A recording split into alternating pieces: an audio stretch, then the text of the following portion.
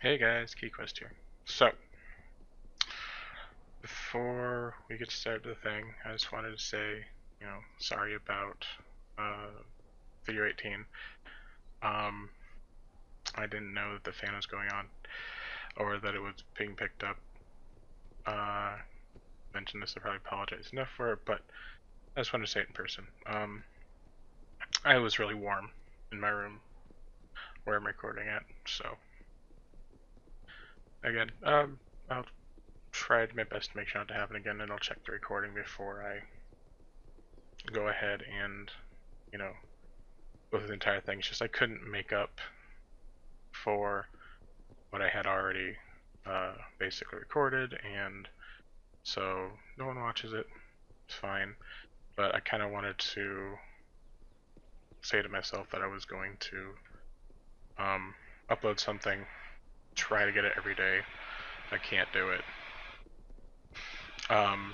every day, then try to at least get it, the next video started the next day, but that's how kind of things go. Anyways, let's go ahead and make our way to the temple. One thing I wanted to mention here, as we're loading out, is that Earthshatter, based on what I've read from other people who do it, is that Earthshatter's kind of a fast attack based skill, in that you can, there's a skill gem, a support skill gem specifically for slams, that make it to where you will be able to get a super boost every 1.8 seconds. I don't think I've access to the gem yet. Point is that Earthshatter, how most people are playing it, is you want to build up a bunch of these spikes. You can build up to 15, which is 3 sets, and then you basically explode them all at once to deal just a bunch of damage instantly. However, I believe I mentioned this before, I'm going for Tectonic Slam, and originally I was going to go for axes. However, I did get a 6-link randomly drop from my playthrough one of my other characters, so I'm probably going to end up using that as opposed to just hoping to get one. However, the 6-link is corrupted, so I can't do certain things with it. Like I can't I can't give it extra quality, and I can't re-roll any of this stuff that rolled on it. Luckily, it rolled with additional fire damage, and since we're going to be doing fire damage anyways, and I can convert the rest of it in the tree, no problem, by going to one of these nodes up here. It's going to be this one. Convert 20 here, so that'll basically, because it converts 60 with Tectonic Slam, I'll be doing 100% fire damage.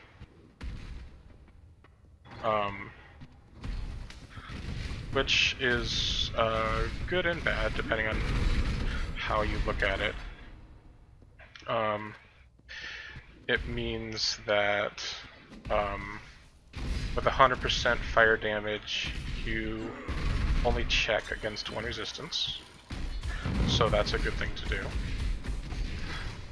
against enemies, because enemies have obviously multiple types. Resistances, goddamn. And you only along with that, you only you still do get benefits from like increasing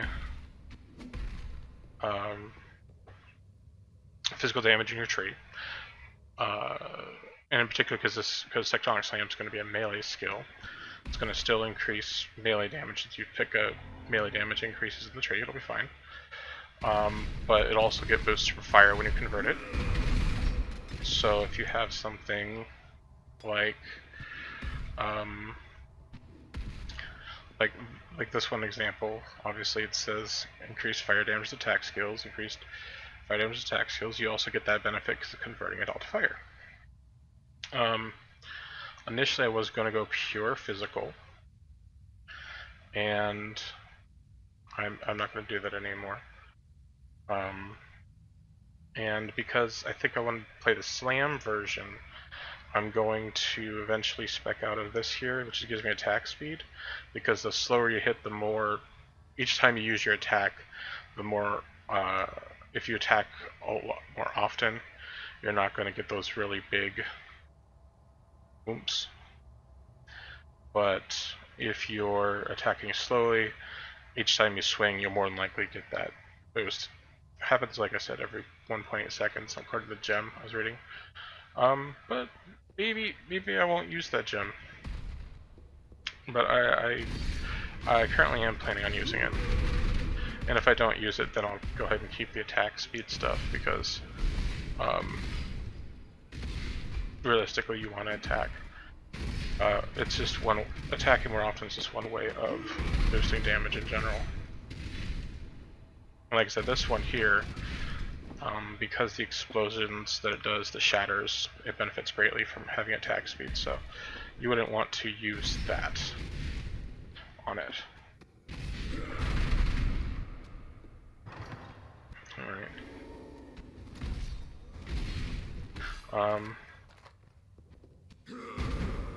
One of the people who actually comments on the video was talking to me about using, he was using two attacks. He was using both Ground Slam and Earth Shatter.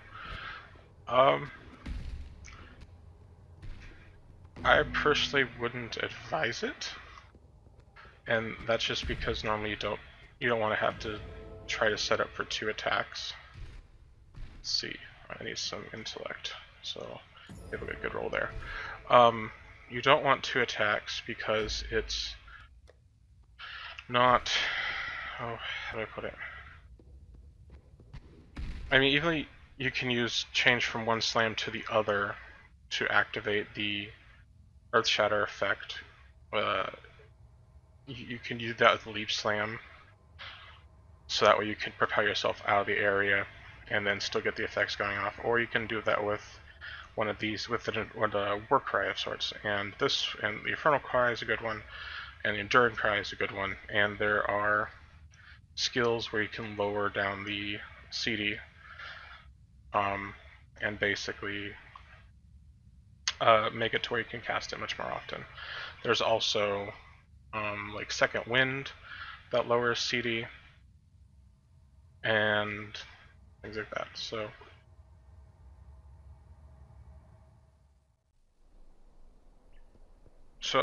like I said, I just wouldn't suggest it.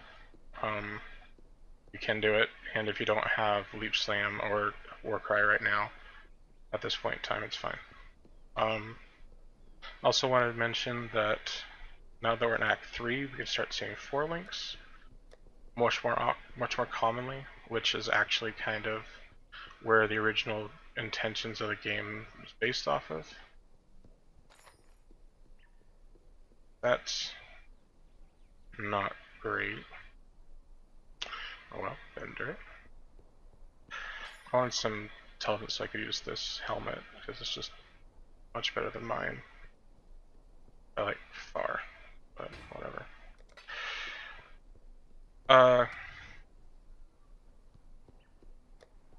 Yeah. Also, in each one of my videos, I have mentioned that if you're going to go for a stash tab to get the currency tab, you don't need a stash tab, but they're having a sale right now, and so the stash tabs are really, the currency tab is the best one, I think. If you're going to buy one, just put in a little bit of money. And that's because it could hold each one of these currencies up to like 5,000. And then these are for like extra little bits and stuff like that. I used to put, until I had the essence tab, I used to put them in there, just kind of that way I could sit there and modify an item sitting here. Like right now I have this one that has 6 of them, but it's not linked. You really want a linked one, so every once in a while when I get these orbs of fusion, and then link them together. Alright. Let's go ahead and talk to this guy, because he said he wants to talk to me. And then we're going to, let's see. Yeah, I don't really need the mana anymore. One of the reasons why I chose to get that first character, the first one, was because of the mana regen and because of the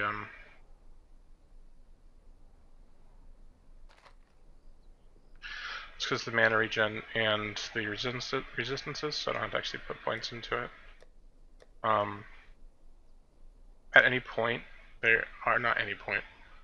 Basically, throughout the game, you'll get Orbs of Regret, and you can use Orb of Regret and a couple other things, or one other item, to change who you selected. Eventually, at some point, this character will be changed to using the 2 extra passives, but just for leveling and the fact that it gives me a bunch of mana regen, it's actually pretty good to just go with this for now. Okay.